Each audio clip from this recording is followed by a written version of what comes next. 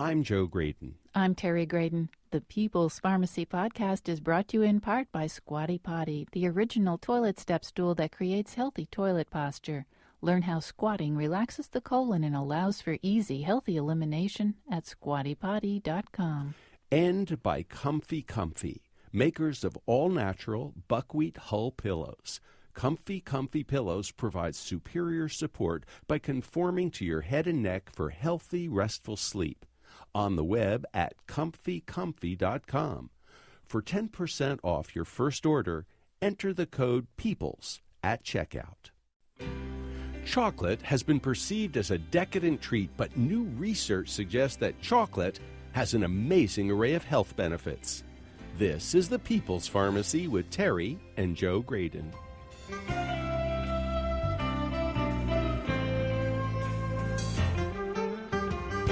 Scientists have been studying the cocoflavonoid compounds in chocolate for decades. The most recent study was just published. Dietitians may need to start thinking about the health benefits of chocolate. One researcher tells us why. Cocoflavonoids actually lower blood pressure, lower the bad LDL cholesterol, raise the good HDL cholesterol, and improve insulin resistance. Coming up on the People's Pharmacy, learn why Nobel laureates love chocolate and get the inside story on making great chocolate. First, this news. In the People's Pharmacy Health Headlines, the U.S. Preventive Services Task Force is recommending that doctors prescribe statins for people ages 40 to 75 with a 10% or greater 10-year risk of a heart attack or stroke. Because most of these people have not yet had a heart attack or been diagnosed with heart disease, this use of statin-type cholesterol-lowering drugs such as atorvastatin, rosuvastatin, or simvastatin is considered primary prevention. There's broad agreement that statins are helpful in secondary prevention, keeping people with heart disease healthier. But there's been considerable controversy over the effectiveness of statins for primary prevention. The U.S. Preventive Services Task Force found that 217 people would have to take statins to prevent one death from cardiovascular causes. The federal organization has not previously made a recommendation on statin use. The new recommendation is likely to increase the number of people taking statins from the current 36 million to over 40 million. The task force stance is compatible with the stated views of the American Heart Association and the American College of Cardiology. The new review has determined that people taking statins do not experience a significantly increased risk for muscle problems or diabetes.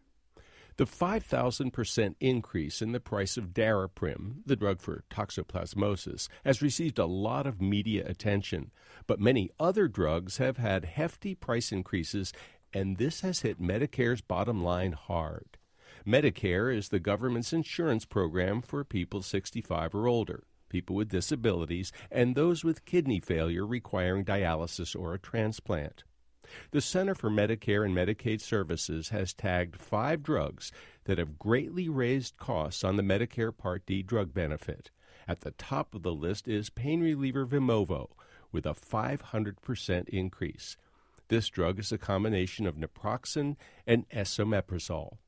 Medicare spending on prescription drugs rose nearly 17% in 2014, far more than the rate of inflation.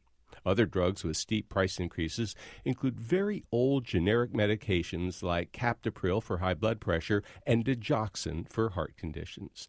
The injectable form of vitamin B12, cyanocobalamin, went up 78%. Brand-name drugs that account for significant Medicare spending include Abilify for treating schizophrenia, Crestor to lower cholesterol, Sovaldi for hepatitis C, and Rituxan for cancer. Proton pump inhibitors, or PPIs for short, have become a mainstay for treating heartburn and digestive distress. Once available only by prescription, powerful acid-suppressing drugs such as Prilosec, Prevacid, and Nexium are now available over the counter. New research from the Netherlands suggests that these medications can change the balance of bacteria living in the intestinal tract. New research from the Netherlands suggests that these medications can change the balance of bacteria living in the intestinal tract. Dutch researchers analyzed the DNA of fecal samples from 1,815 adults. They found that those taking proton pump inhibitors have fewer types of beneficial bacteria and more potentially dangerous bacteria. Changing the ecology of the gut appears to increase the risk for infection with Clostridium difficile, also known as C. diff. This organism can cause severe, hard-to-treat diarrhea. Sun Pharmaceutical Industries is India's largest drug manufacturer. It supplies many generic medications to the U.S. market. The Food and Drug Administration has issued another warning letter to the company because one of its major manufacturing plants has fallen short on quality control. The problems the FDA noted in its most recent communication are very similar to those named in a letter sent earlier this year. Sun Pharma purchased another large Indian generic drug maker, Ranbaxy, which also ran afoul of FDA on quality control problems. Ranbaxy agreed to pay $500 million in fines in May of 2013 after pleading guilty to making false statements and violating drug safety laws. Another Indian generic drug manufacturer, Dr. Reddy's Laboratories, has also been the target of FDA scrutiny. The company received a warning letter last month because of quality control problems, especially data integrity. Indian drug makers provide at least 40% of the generic drugs Americans take each year. And that's the health news from the People's Pharmacy this week.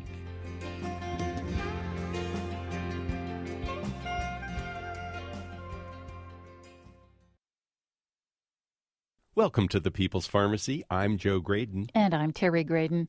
Today our topic is chocolate. It used to be considered empty calories, nothing more than a decadent snack or dessert, and certainly not anything that could be considered health food. But research over the years has shown that chocolate does have redeeming qualities. The most recent report we've seen was published in March in a top scientific journal, the Federation of American Societies for Experimental Biology journal. This randomized, double-blind crossover study showed that overweight men who ate dark chocolate for a month had more relaxed blood vessels and less inflammation.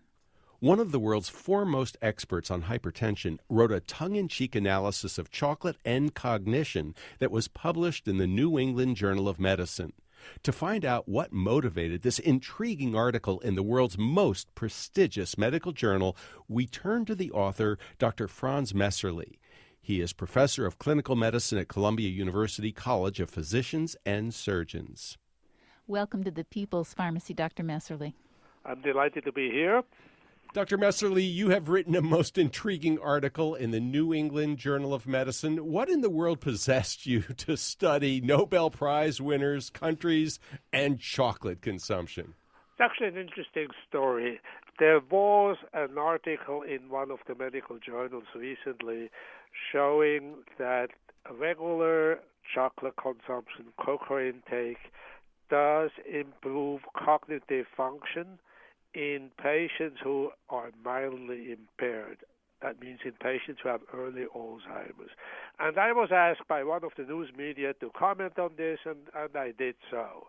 But then I pondered the issue a little bit, and it occurred to me that actually Switzerland is the country with the highest chocolate consumption.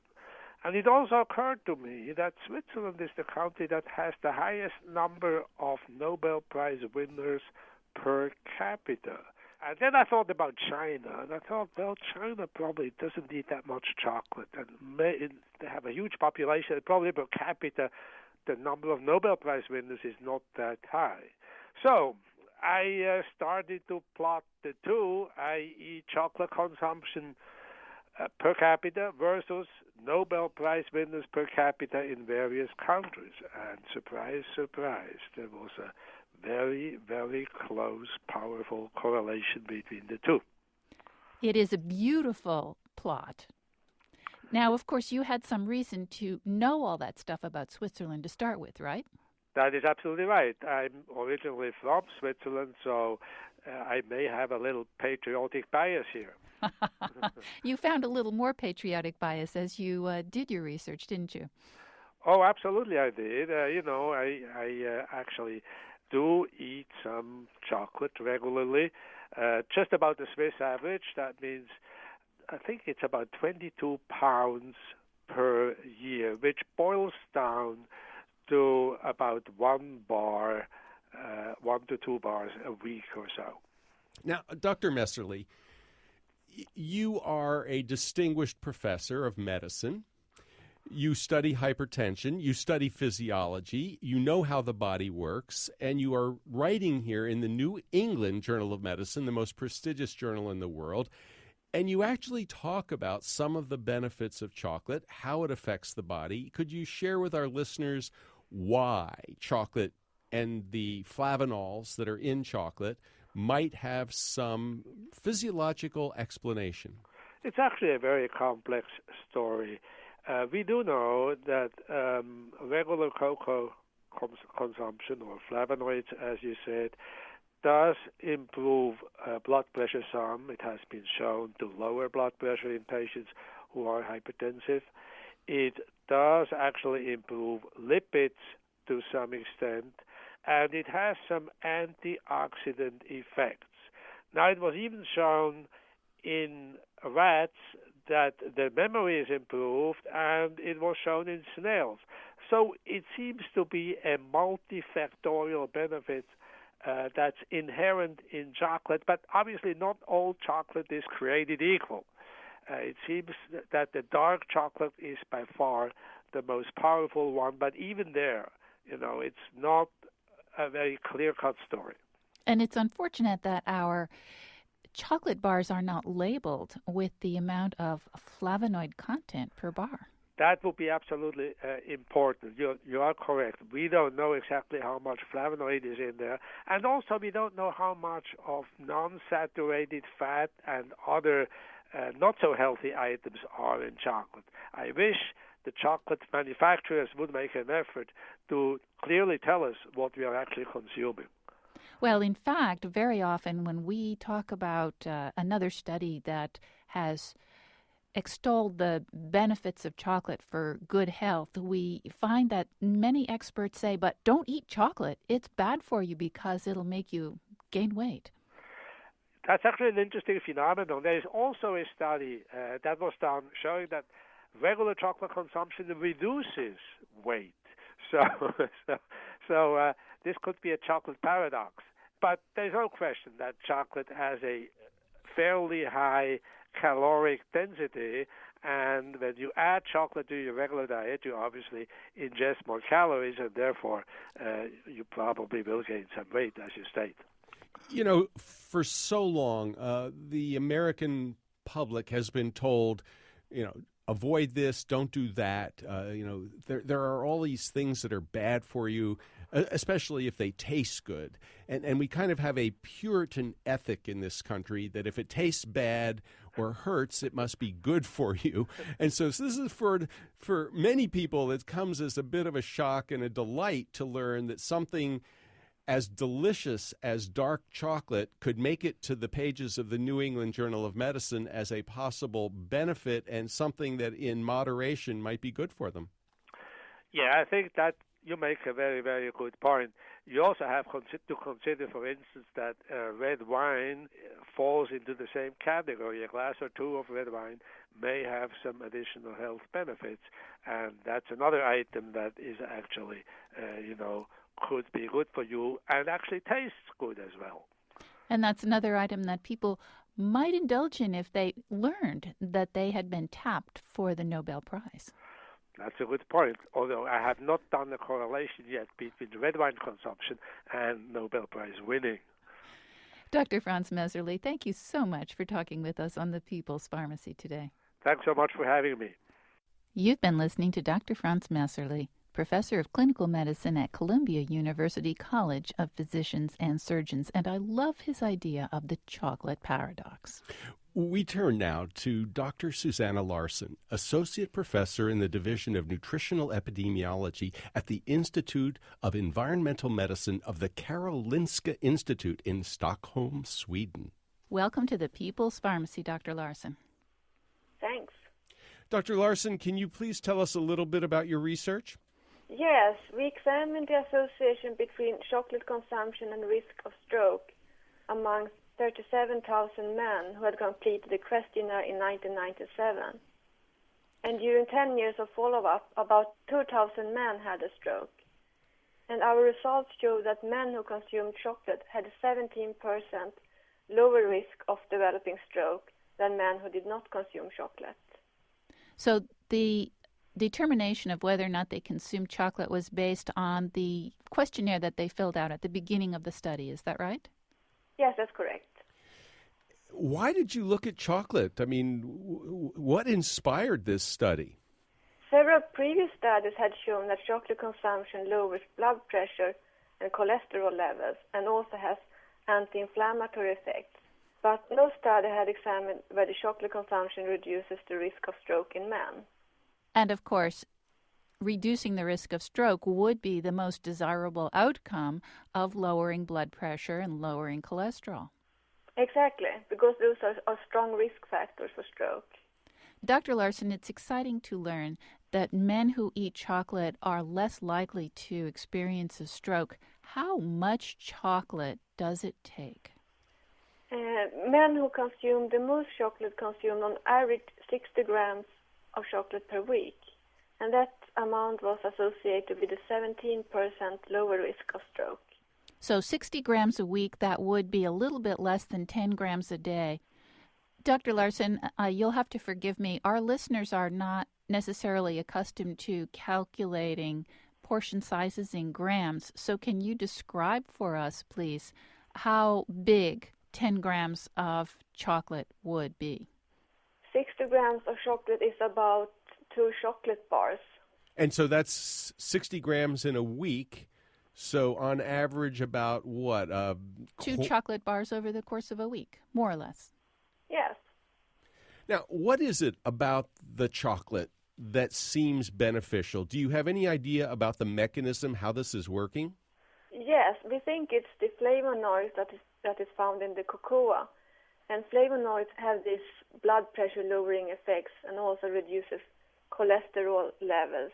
And they're also antioxidants. What about anti-clotting? Because, we have heard so much over the last couple of decades about the beneficial effect of aspirin, acetylsalicylic acid, against heart attacks and strokes. Is there any anti-clotting effect of cocoa or chocolate? Yes, some studies have shown that too. Dr. Larson, are there any caveats that our listeners should keep in mind? Yes, chocolate is rich in sugar and fat, and therefore should consume in moderation to avoid weight gain. And even though our studies show that milk chocolate lowers the risk of stroke, it is better to consume the dark chocolate because it contains more of the flavonoids and less sugar. Dr. Larson, when you consult with your colleagues, family, and friends, what's your recommendation when it comes to chocolate? They should consume it in moderation to avoid weight gain. Dr. Susanna Larson, thank you very much for talking with us today on the People's Pharmacy. Thanks. You've been listening to Dr. Susanna Larson, Associate Professor in the Division of Nutritional Epidemiology at the Institute of Environmental Medicine of the Karolinska Institute in Stockholm, Sweden. It is time for us to take a short break. When we come back, we'll learn more about the science behind chocolate. Can chocolate really help control blood pressure, lower cholesterol, and reduce insulin resistance? What are the magic ingredients in chocolate that work this magic, and how can you be sure your chocolate contains them?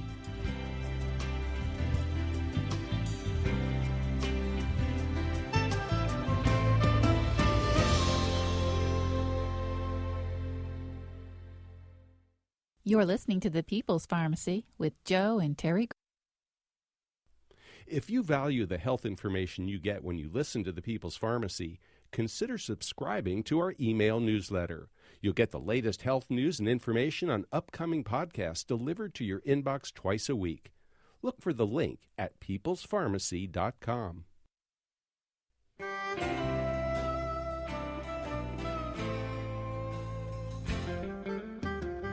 Welcome back to the People's Pharmacy. I'm Terry Graydon. And I'm Joe Graydon. The People's Pharmacy is made possible by Redix Industries, makers of utterly smooth creams and lotions that deeply moisturize to make dry skin feel soft and smooth. The number's 800-345-7339. The website is uttercream.com. And by Squatty Potty, the original toilet footstool that creates healthy toilet posture. You can learn how squatting allows for easy, healthy elimination at squattypotty.com. If you'd like to order a CD of this show, you can call 800-732-2334. This is show number 939, or you can find it on our website, www.peoplespharmacy.com. Today, we're talking about the science of chocolate. Exactly what are its health benefits, and how do we know? Does the research truly support the concept of calling chocolate a health food? For answers, we turn now to Dr. Eric Ding. He is an epidemiologist and nutrition scientist at Brigham and Women's Hospital and the Harvard School of Public Health. Dr. Ding is an expert in analyzing randomized controlled trials, big data modeling, and multifactorial disease burden risk modeling. Welcome to the People's Pharmacy, Dr. Ding. Thank you. Dr. Ding, we've been told for years that chocolate, was going to make us fat, and it was loaded with other kinds of things that might not be good for you. Well, you've been studying the epidemiology of chocolate for quite some time, and you have some very interesting research to share with our listeners. Tell us about what you've discovered.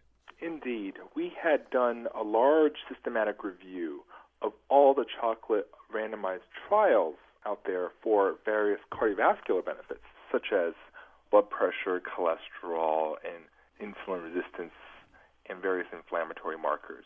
In our study, we pooled all the existing evidence together. We found that cocoflavonoids, which are the micronutrients, antioxidants in chocolate, actually lower blood pressure, lower the bad LDL cholesterol, raise the good HDL cholesterol, and improve insulin resistance, which helps prevent diabetes, and as well as blood flow.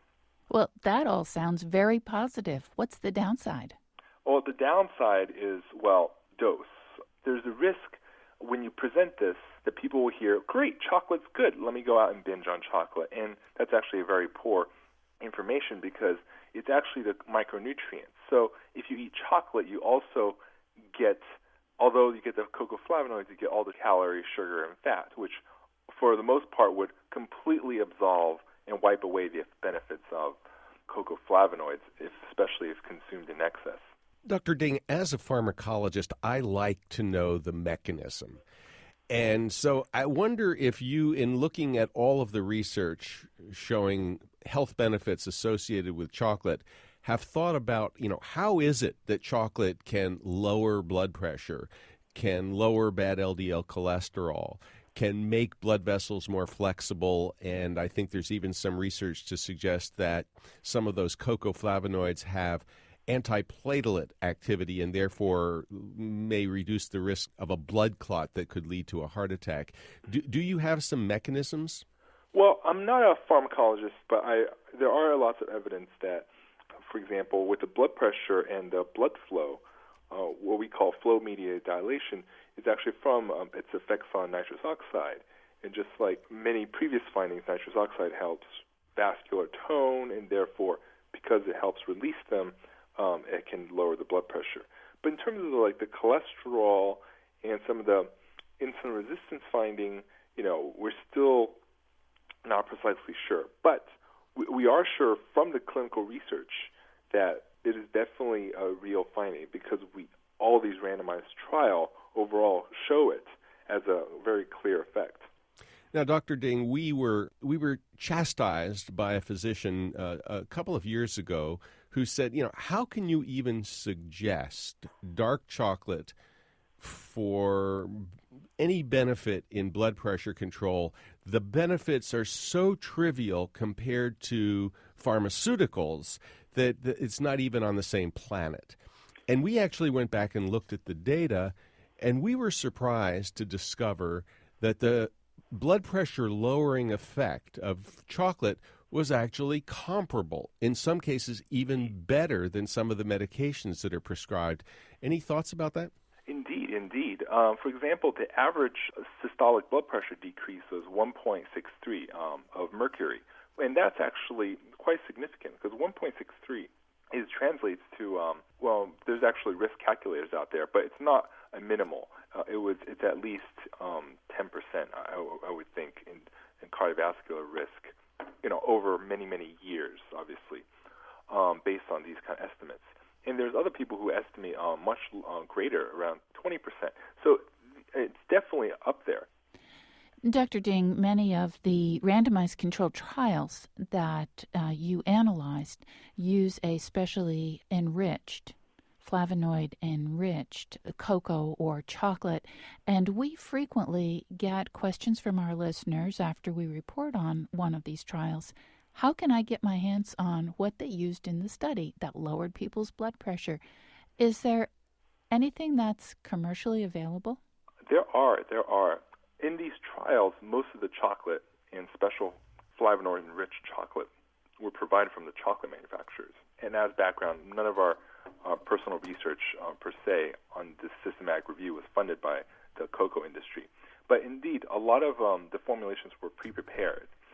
There's either two routes. There's the cocoa flavonoid fortified, like, for example, Cocoa Via, or there's the specifically supplemental form, which there's a wide variety out there. Cocoa Well is one example, but there's many other supplements manufacturers who have sell these products that you could also obtain these equivalent cocoa flavonoid extracts, and therefore you could potentially obtain the same benefits. Because basically these trials were matched for fat and calories. And so the only major point of difference between the intervention and the placebo control group were the fact that the intervention group got these flavonoids. So it wasn't actually the cocoa per se, because some were high versus low flavonoid cocoa. It's still cocoa to cocoa. So inherently, what they're trying to isolate, and what most of these studies are trying to study, is cocoa flavonoids, whether you can get it from certain enriched chocolate bars out there like Cocoa Via or supplements like Cocoa Well. So, Dr. Ding, in summing up your research and your recommendations, what are you advising your family members, your friends? What are you doing yourself when it comes to chocolate? Well, chocolate is definitely, I feel, the science is very, very strong, unlike many other supplemental recommendations out there. So for me personally, I consume, say, about a bar or so of dark chocolate every day. But I'm an evidence-based nutritionist. I don't recommend random herbal supplements here and there. I truly believe that if the data supports these cardiovascular benefits, such as for cocoa and all these randomized trials and long-term studies, then I believe it, and then I give it to my family. And that's why I truly believe why cocoa has such an amazing potential. Dr. Ding, thank you very much for talking with us on the People's Pharmacy today. My pleasure. Thank you. You've been listening to Dr. Eric Ding, an epidemiologist and nutrition scientist at Brigham and Women's Hospital and the Harvard School of Public Health. We turn now to Dr. Joseph Maroon, Vice Chairman and Professor in the Department of Neurological Surgery at the University of Pittsburgh Medical Center. He's been the team neurosurgeon for the Pittsburgh Steelers since 1980. Welcome to the People's Pharmacy, Dr. Maroon. Well, thank you so much. It's my pleasure. Dr. Maroon, you're a neurosurgeon, a neuroscientist. How in the world did you get interested in chocolate? Well, I evolved into chocolate, Joe, by really several years ago getting an ulcer from taking ibuprofen. And because of I continued to do triathlons, and I had to take an anti-inflammatory to get out of bed in the morning. And I discovered that natural products, particularly like fish oil, was a very healthy thing, and that I could completely get rid of my drug, so to speak, by taking fish oil as a natural anti-inflammatory. And as time evolved, I became very interested in other agents, particularly the polyphenols, which are very powerful anti-inflammatories, antioxidants, and have very much health benefits. And I've investigated also resveratrol, which is found in red wine. And who doesn't like red wine and chocolate? So when I discovered that chocolate had significant health benefits, I pursued that as well.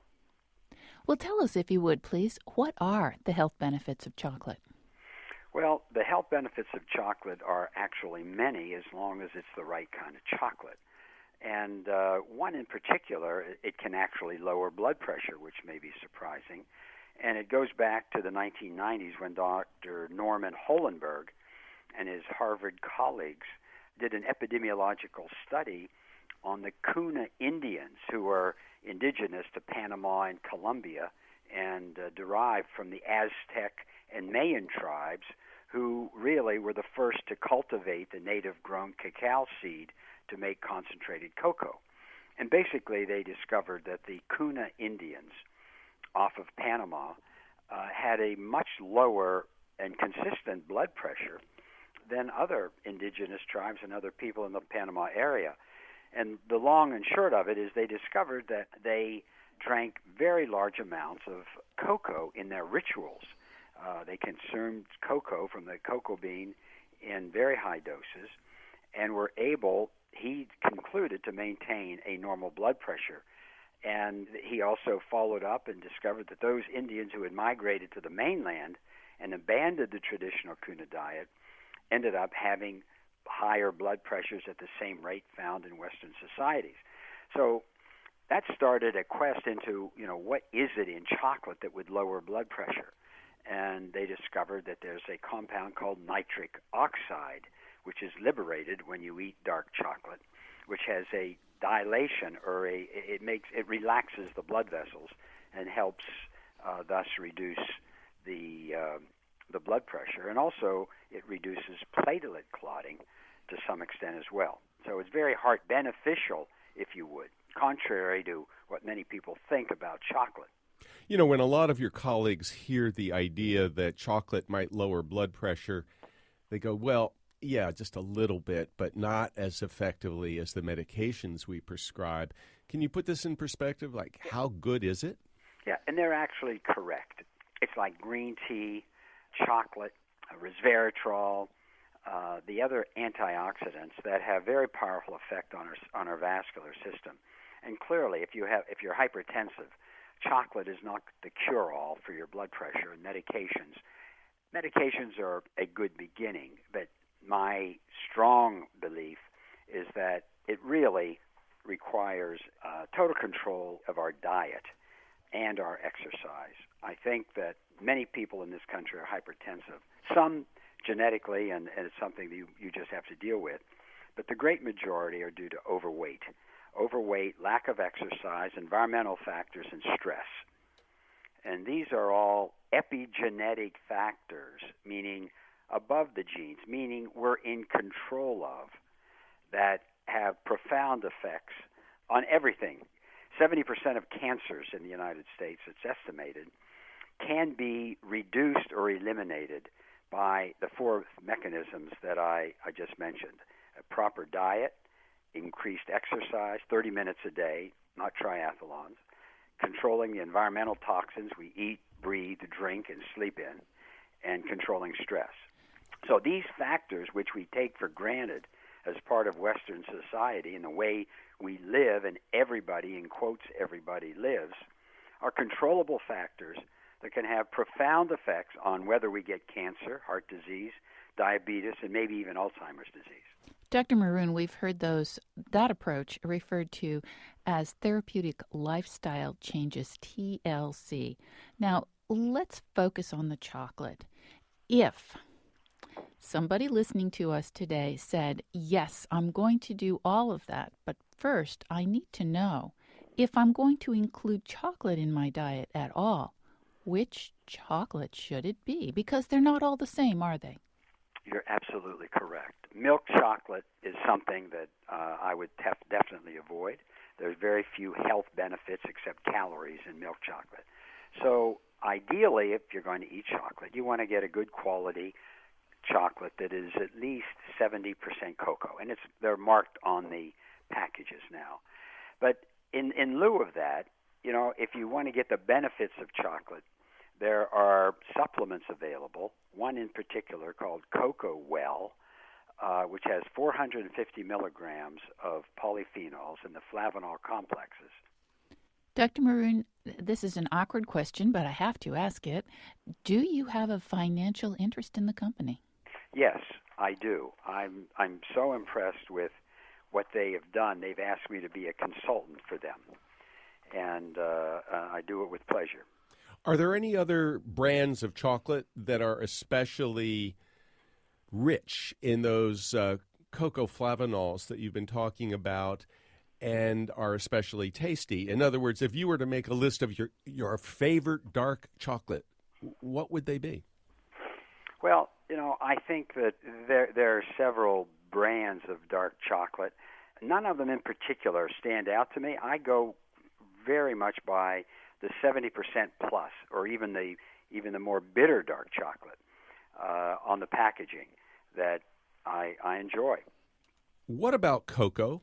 That's what you mentioned with regard to the Kuna Indians. That's what the Mayans were familiar with. What if we were to skip the sugar, skip the fat, and go straight to the cocoa the way it was originally used? How would we go about doing that? Well, in terms of products, there are very few products available on the shelf that have the pure cocoa powder in it. In chocolate, you have concentrated flavanols, which are called just that, concentrated cocoa flavanol extracts. They're known as CCFEs. And it's these particular agents that act on the blood vessels, particularly for the nitric oxide dilatation. And in the various products, it's really hard to know how much of these CCFEs are in it, which are the health-deriving benefits.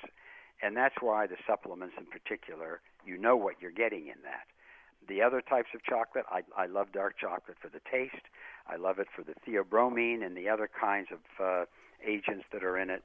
So, again, a small amount of chocolate, 2 to 3 squares a day, is delightful. It tastes good, and it can have some positive effects. And for the health benefits, I find it much more convenient simply to take the capsules. Thank you so much, Dr. Maroon. My great pleasure. You've been listening to Dr. Joe Maroon, Vice Chairman and Professor in the Department of Neurological Surgery at the University of Pittsburgh Medical Center. He's been the team neurosurgeon for the Pittsburgh Steelers since 1980 and has written books on fish oil and on resveratrol. It's time for us to take a short break. When we come back, we'll talk with one of the country's foremost chocolate makers. John Scharfenberger was one of the first to move beyond mass-produced chocolate in the United States. What makes great chocolate? And what does it have to do with winemaking?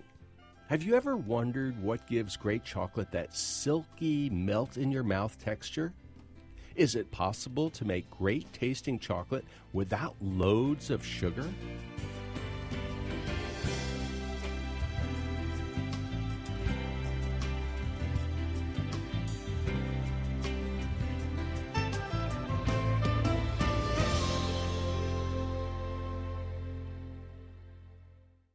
You're listening to The People's Pharmacy with Joe.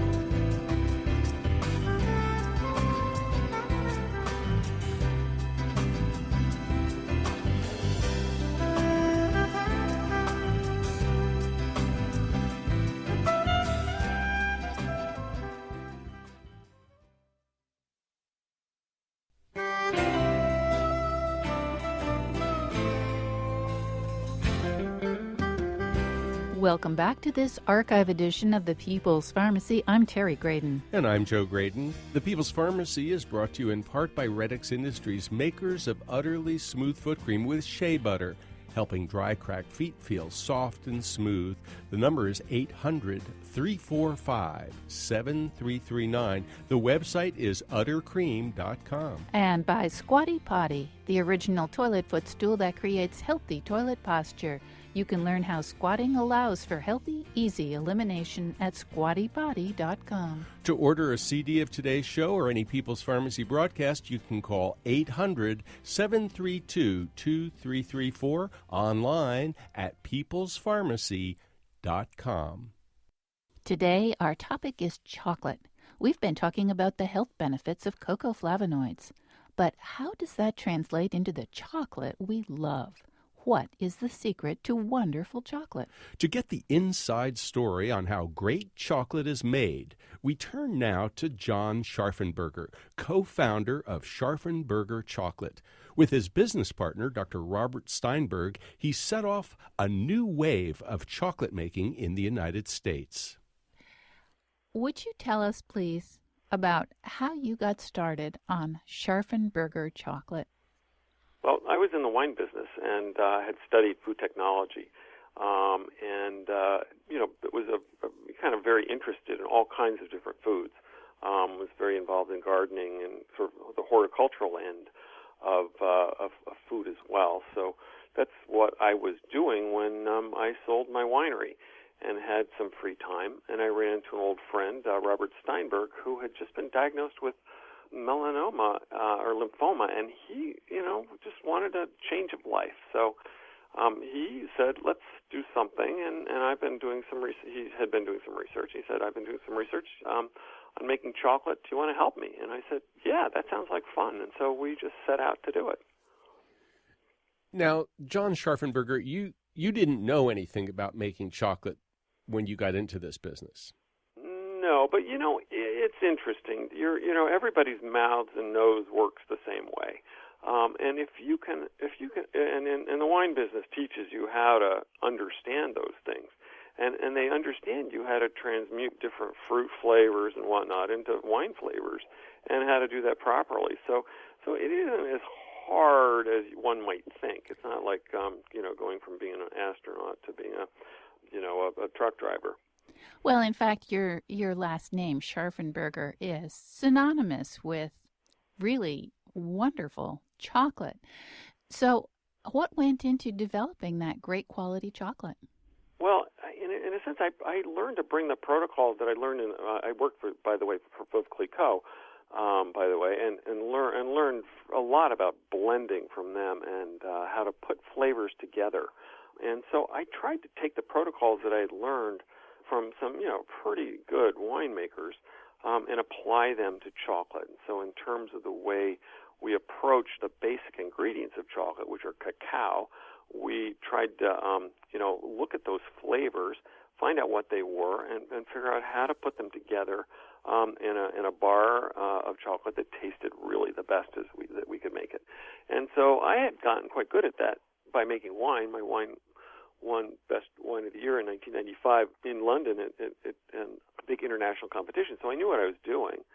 So I used those protocols to blend the cacao beans with, and then we used that same kind of high, just using your nose and your mouth to make sure we honed in on how to roast well and grind properly. We made a ton of mistakes along the way. It didn't all happen, the first time out, but within 6 months, and also Robert picked it up quite quickly. We were making really good chocolate. Another innovation you made was to tell people what percentage of cacao was in the chocolate bar they were buying. I've got to say, I've learned over the years in the food world and also in the gardening world that most everything is somewhat derivative. You don't invent anything. You just look around and see what somebody's done in another culture, in another place, or another time. And this is quite common in Europe to tell people the percentages. So we were the first one to do it here in the United States, but we certainly weren't the first person to do it that had been employed in Europe for quite a while. And now a lot of the really great chocolate that is sold in this country does come with a percentage of cacao. And in fact, today, when you go shopping for fine chocolate, instead of just 9 companies, there must be dozens, scores. There's so much chocolate. How does a consumer make a wise choice?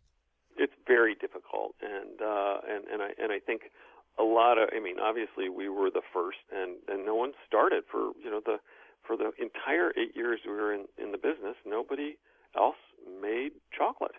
We thought somebody would start right away. But it wasn't until Hershey bought us in some large, at a large multiple, perhaps some people said what we were worth, that everybody got into it. And so a lot of people have gone into the chocolate world from brain surgery and high tech and all these things. The problem with that is that they don't really understand flavor.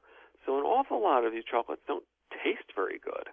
They're expensive. They have all the numbers done right. They buy from proper appellations. But they're not made by food people. And I think this is one of the problems today is there's an awful lot of chocolates out there that are quite interesting looking, and they have all the bells and whistles they should have, but the flavor isn't there. So it's a minefield for consumers right now. It's quite difficult. Well, you just said something that I've been concerned about, the taste, because there is some chocolate that is really, blah. I mean, it just doesn't taste very good. And others that's just like, oh my goodness, Valrhona, for example, I happen to be especially fond of. Me too, yeah. So what is it about the mouth feel? How do you get the chocolate to not just have a great flavor, but to taste good in your mouth? Well, and I think this is, again, one of the problems with so many of the small new companies is they're choosing an appellation or or a source of the beans and thinking the beans are going to make it happen automatically. It isn't so easy because there's an awful lot of blending that has to be done, and also a lot of experimentation with the degree of grind you get. And if you look at your tongue's ability to sense sort of mouthfeel at 60 micrograms, cacao is kind of gritty. But if you get down below 20, it becomes gummy. So you have to get all the pieces down below 60 and none below 20, which means you have to grind very precisely to get a mouthfeel that gives you this unctuousness, this flavor, this silkiness on your tongue that you really want. And, it's just tough to do.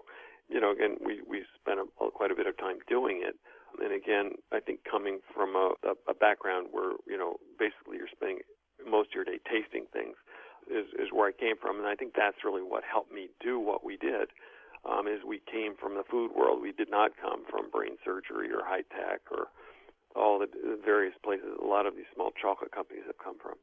When I was growing up, there was a slogan, melts in your mouth, not in your hand. And, this idea of melting in your mouth at just the right speed with the right intensity of flavor, that's pretty tricky. It is, and also how the flavors array on your tongue. I mean, you want things to be fruity, but you don't want them to be too tart.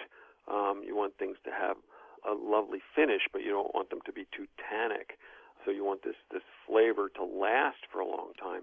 And over the course of being in your mouth, you want it to unveil all kinds of different flavors because cacao has a lot of different flavors in it. So over the 3 or 4 seconds, you're actually tasting the chocolate. What we like to say is it's almost like playing a little minuet, where we like to play a little song for you of the different flavors that are all being shown to you over this period of time, and then have a nice, easy finish. Now, of course, all those flavors you're referring to, they're all carried by polyphenols, plant compounds that are in the cacao bean.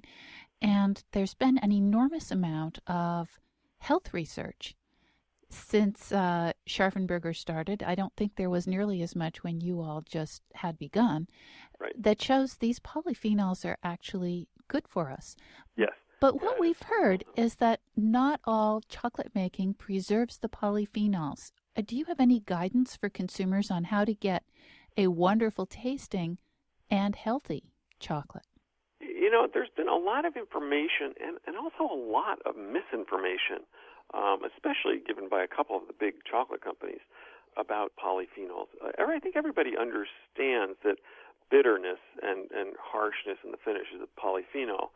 So everybody said, the more of that you have, the better it would be. Well, that doesn't seem to be the case. There's been some research that has been sponsored by actually Hershey and a couple other people up at University of Pennsylvania that are sort of indicating that the higher levels of resveratrol that are in these polyphenols actually are in some of the milder flavored chocolates. So, some people are running around trying to make these harsh chocolates taste good, whereas some of these really light flavored chocolates actually might have the highest percentage of resveratrol, which is the supposedly the good element in there, in them. And so it's kind of a new field out there, and very few people are know about this. I mean, I was lucky enough to actually just read a paper, but if I read some of the other companies, one of these companies sends out this thing about all the work they're doing, and you think, God, I don't think they're going down the right alley. I don't think that chocolate's any better than an M&M or anything for you. It's just the same thing. Now you've mentioned, I think the word is resveratrol, and that rings a bell for us because we're thinking grapes, we're thinking wine, in particular red wine. Right. Are there a lot of parallels in terms of these ingredients, these polyphenols, between wine and chocolate?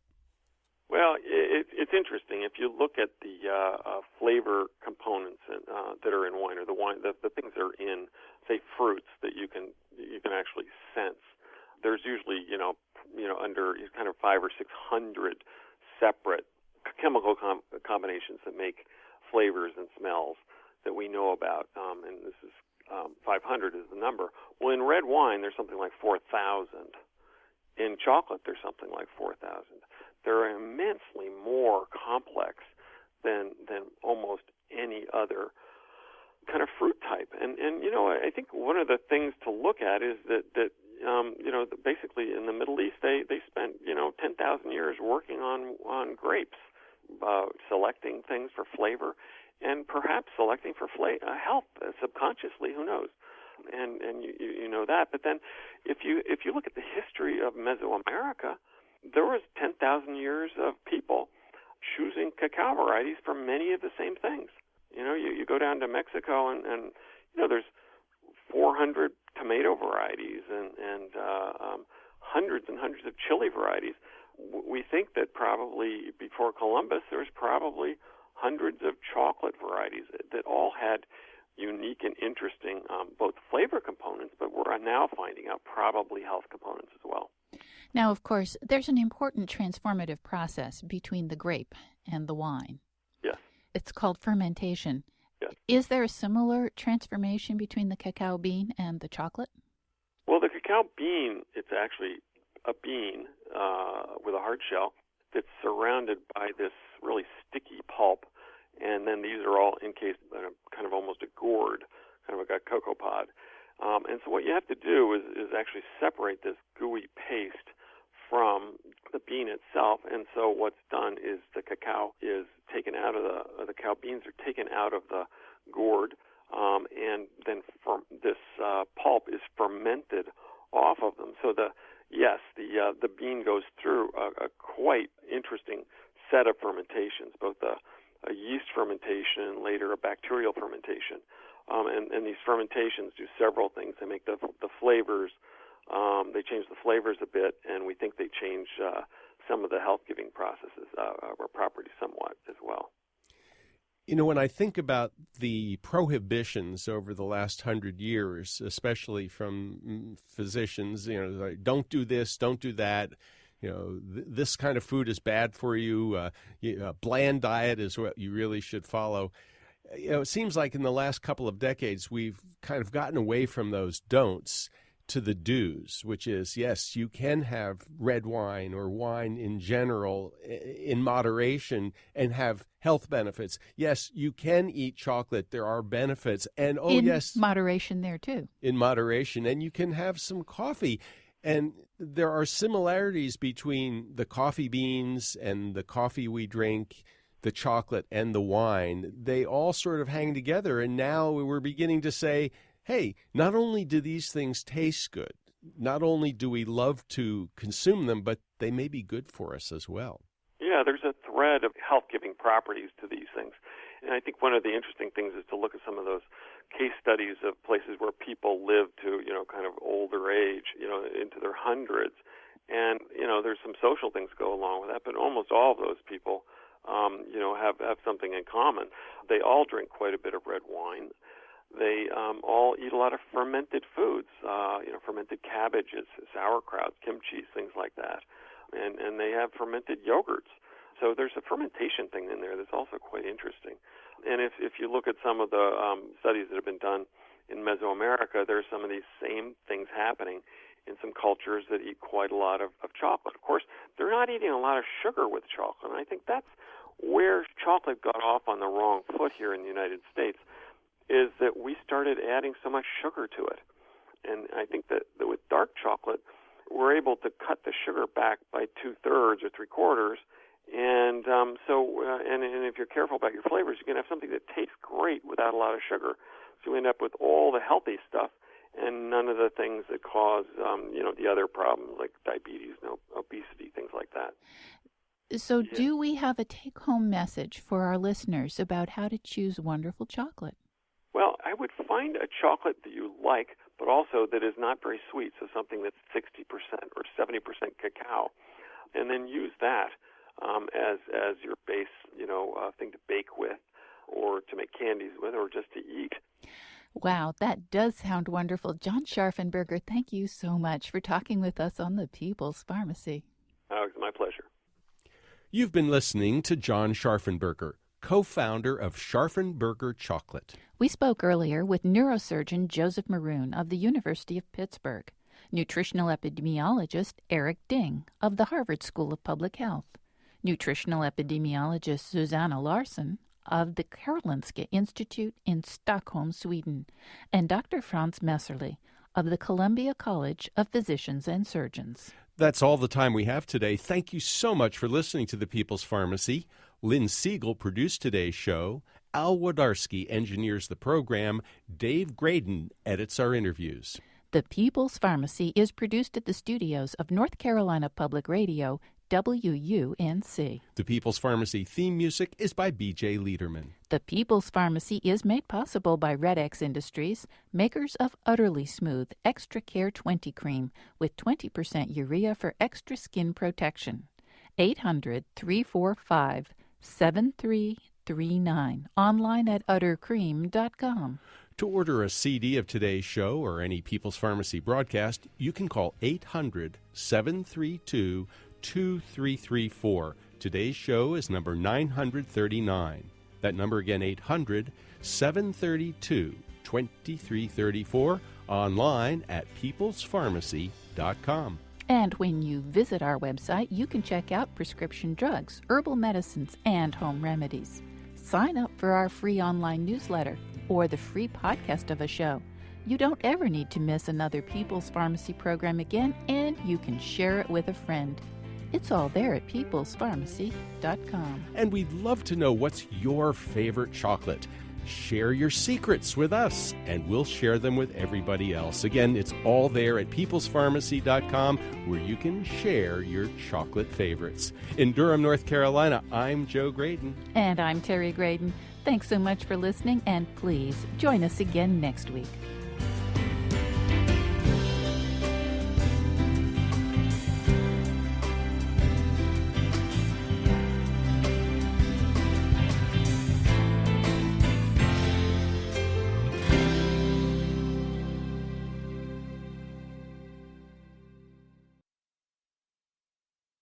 We hope you enjoyed this podcast.